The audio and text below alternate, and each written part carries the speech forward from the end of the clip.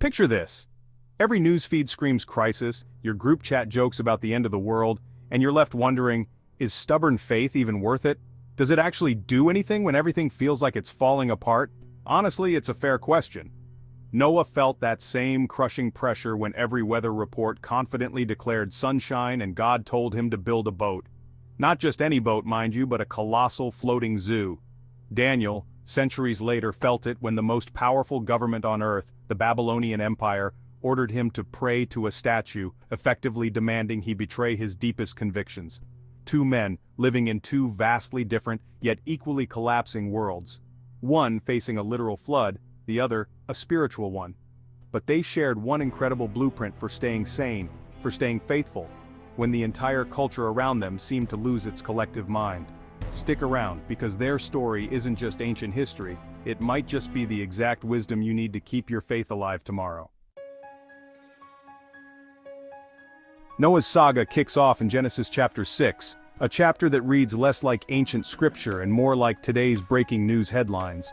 We're talking widespread violence trending on every corner, truth gasping for air under a mountain of lies, and a holy grief so deep, so profound that God himself wishes he'd never even made us. It's a mess, a global catastrophe of morality and meaning, and into that absolute mess one man quietly walks. He's blue-collar, probably smells a bit like sawdust and sheep, 500 years old, can you imagine the birthday parties, married, and definitely has no seminary degree or social media following. Yet Genesis 6 verse 9 drops an absolute bombshell of a headline on him.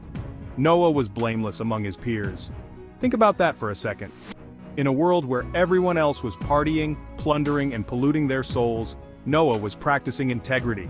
He was living right when no one was even hashtagging it, let alone celebrating it. His righteousness wasn't about being perfect, but about his unwavering walk with God, a deep personal knowledge that protected him from the pervasive spiritual deception of his age. Then comes the assignment. God hands him a 120-year project, build a floating box, an ark, longer than a football field, slap it together with cypress wood, and prepare for weather no radar has ever or will ever see. Can you imagine the conversations? Neighbors, friends, maybe even some distant relatives nicknamed the project Noah's Folly. You can practically hear the ancient HOA complaints. That eyesore is devaluing the neighborhood, mixed with late-night mockery echoing across Mesopotamian TikTok. Year after year, the sky stays stubbornly blue, the construction budget bleeds dry, and the critics keep laughing. The sheer absurdity of it all must have been overwhelming. He wasn't just building a boat, he was building a monument to obedience in the face of universal ridicule. And what does the text say about his response?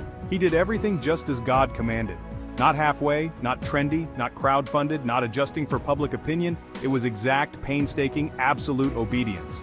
This wasn't passive faith, it was active, courageous trust in God's commands, even when the timeline was absurd and the critics were deafening. Then, one day it happens.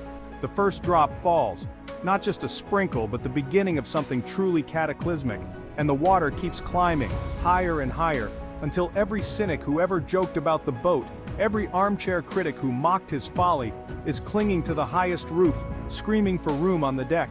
One lesson hits harder than the relentless rain. When God speaks and culture yawns, when obedience feels utterly stupid and counterintuitive, it often feels that way right up until the storm proves it genius. Noah's faith wasn't about avoiding fear, it was about trusting God in the fear. Hope, blessed hope, finally shows up in chapter 8.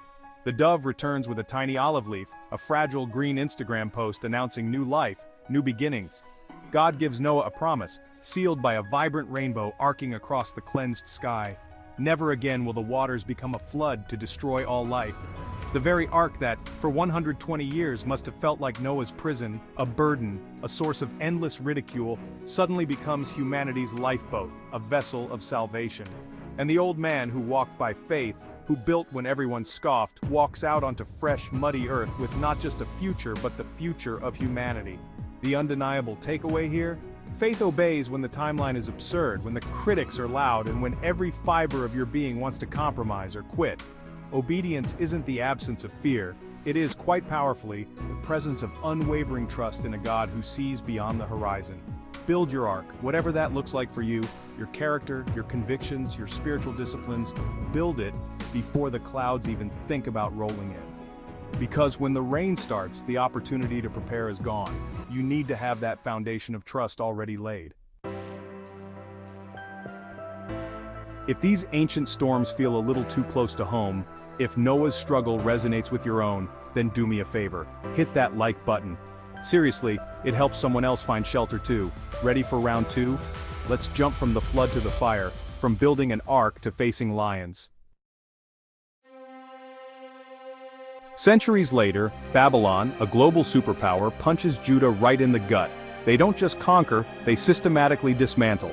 They drag the brightest, the most promising elites, the intellectual and spiritual cream of the crop, across scorching desert sands. Their destination? A sophisticated, insidious re-education camp, designed to strip away their identity and assimilate them into the Babylonian way of life. Enter Daniel. He's probably just a teenager, ripped from his home, his culture, everything he's ever known. They give him a new name, one that subtly shouts idolatry, a constant reminder of his new masters.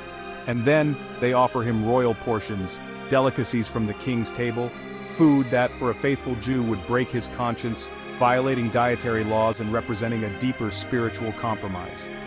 The empire's memo is crystal clear, written in fiery letters: conform or be compost, assimilate or be annihilated. Daniel's first test isn't a grand dramatic confrontation, it looks almost dietary. It's salad versus the king's BBQ. But it's so much more than food, it's a test of inner conviction. He respectfully opts for veggies and water, not with defiance, but with quiet, humble conviction. He asks the guard for a 10-day trial, a simple experiment. And guess what? He and his friends end up healthier, sharper, and more vibrant than all the carnivores who gorged on the king's rich food. Score 1 for quiet conviction over flashy, attention-seeking compromise.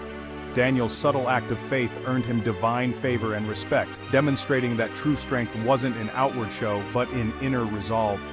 Years roll by. Daniel, through divine wisdom and undeniable competence, climbs the org chart of the most powerful empire on earth. He becomes indispensable, a trusted advisor. But his unwavering faith, his integrity, becomes a target. A jealous faction, threatened by his rise and his unshakable character, weaponizes prayer. They concoct a devious plan, tricking the king into signing a ridiculously absolute law. For 30 days no one can petition any god or man except the monarch himself. The penalty for disobedience? The lion's den. Think maximum security zoo, but with teeth, and you're the main course. Daniel's response to this life-threatening decree is not a press conference, not a picket sign, not a social media rant. It's subversively, beautifully simple. He opens his upstairs window facing Jerusalem, his homeland, his spiritual compass, and he prays. 3 times a day, just as he always did. No fanfare, just steady, unshakable trust. His hope was anchored in God's enduring kingdom, not the fleeting power of earthly empires. The conspirators pounce, of course. The king, trapped by his own foolish decree, is heartbroken. He watches his most trusted, most capable advisor tossed into the pit of roaring beasts. A heavy stone seals the entrance, and the royals retire for a sleepless night of regret, probably riddled with guilt. But at dawn, the king rushes down, his voice hoarse with desperation, orders the rock rolled away, and shouts, "Daniel, servant of the living God, has your God, whom you serve continually, been able to rescue you from the lions?" And out steps Daniel, calm, unchewed, not a scratch on him, with an after-action report that probably made the king's jaw drop. "My God sent his angel and shut the lions' mouths." The empire pivots. Not just the king, but the entire superpower. The king, humbled and astonished, decrees that all must now honor the God of Daniel because his kingdom endures forever. One faithful exile, one man who refused to compromise his convictions, turns a superpower into a worship leader. Daniel's story exemplifies how faith can sustain a believer in a hostile culture and even earn divine favor and respect, demonstrating that righteousness isn't just a personal virtue, but a powerful witness. The takeaway? Faith sometimes wins the long game by absolutely refusing the quick shortcut. Compromise offers instant, fleeting relief. Conviction, on the other hand, builds an enduring legacy. Whether your lion's den is a hostile campus environment, a skeptical boardroom filled with cutthroat ambition, or just the relentless pressure of your own social feed demanding you conform, courage is choosing prayer over panic. It's choosing God's way over the world's way every single time. Still tracking with us? Awesome. Smash that share button so a friend can trade their anxiety for lion-taming faith. Let's land this plane with a final, unifying thought. So, what do we learn from these two incredible men? Noah teaches us how to stand apart, how to maintain integrity and build resilience when the world around us is literally collapsing. Daniel teaches us how to stand firm, how to hold on to our convictions and our spiritual disciplines, even when the world dominates us and tries to forcibly assimilate us. Noah builds an ark to escape the judgment. Daniel opens a window to pray, facing judgment head-on. Both obey when, from a purely human perspective, that obedience looks like career suicide, social ostracization, or worse.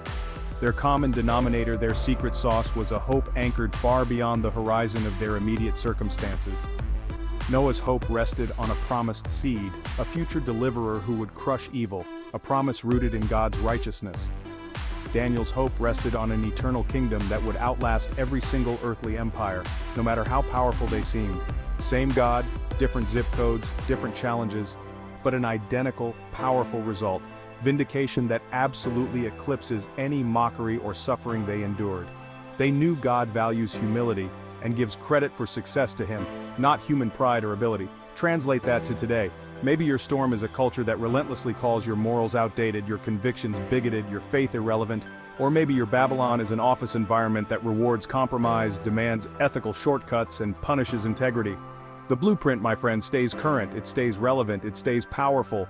Hear heaven before you listen to the crowd. Obey early, even when no one cheers, even when it feels lonely. And trust with every fiber of your being that God's timeline, not Twitter's, not the news cycles, decides what truly counts as success. So next time you scroll through another doom and gloom news feed, or feel the intense heat of peer pressure trying to bend you to its will, remember this. Two ordinary men, Noah and Daniel, already wrote the playbook. They proved, beyond a shadow of a doubt, that ordinary people, armed with an extraordinary, stubborn faith, can outlast floods and outfox lions. They showed us that maintaining spiritual integrity in a hostile environment is not just possible, but powerful. The invitation stands, just as it did for them. Will you build your ark of conviction? Open your window to pray in defiance of the cultural current, and watch God turn ridicule into reverence? Drop a comment telling us what modern flood or lion you're facing today, and don't forget to subscribe for more faith that outlives the chaos.